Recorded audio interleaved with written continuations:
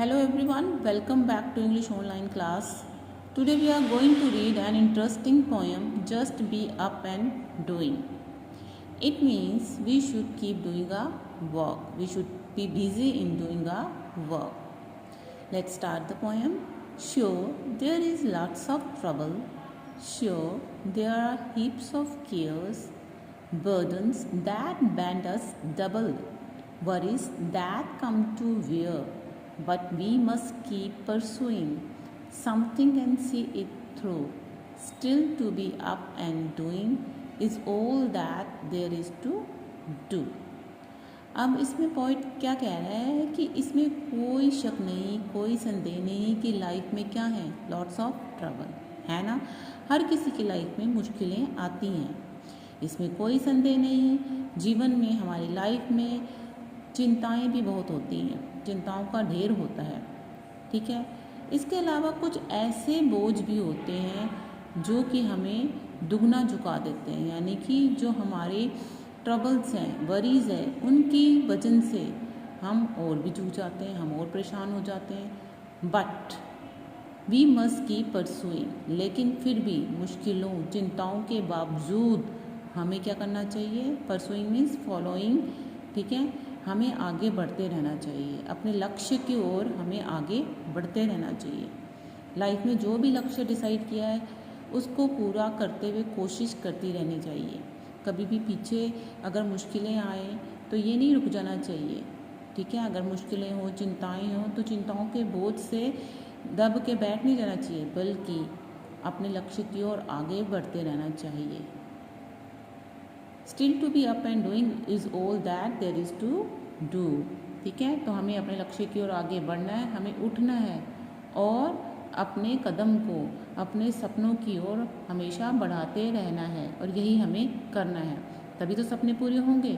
अगर हम कोशिश नहीं करेंगे, चिंताओं या मुश्किलों से घबरा कर, हार मान कर बैठ जाएंगे, तो क्या जो हमने सोचा है लाइफ में बनने का, हासिल करने का, क्या हम कर सकेंगे? बिल्कुल भी नहीं, ठीक है।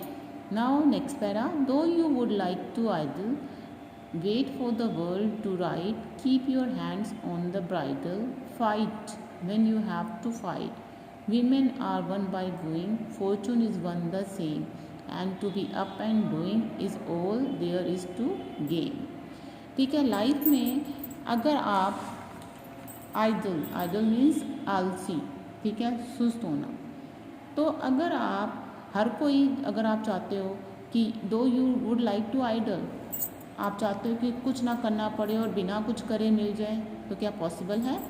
नहीं ना।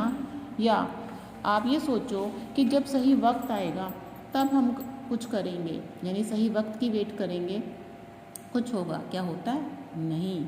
Keep your hands on the bridal means लगाम, अपने हाथों को लगाम में रखो, मतलब कि जब ज़रूरत पड़े, ठीक है। Fight when you have to fight, यानी कि जब ज़रूरत पड़े लड़ने की तो यू शुड फाइट, आपको लड़ना चाहिए। लड़ना मतलब ये नहीं जाके लड़ाई शुरू कर लो, नहीं। यहाँ लड़ने का मतलब है कि जब भी मुश्किलें आए, कुछ भी चिंताएं आए, उनसे लड़ो, ठीक है।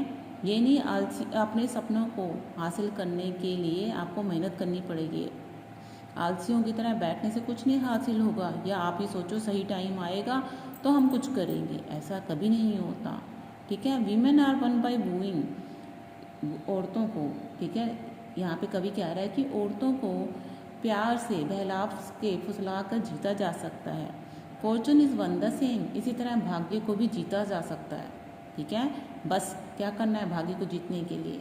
हमें अपना काम करना है, ठीक है। इस जीवन रूपी खेल में यही सब कुछ है।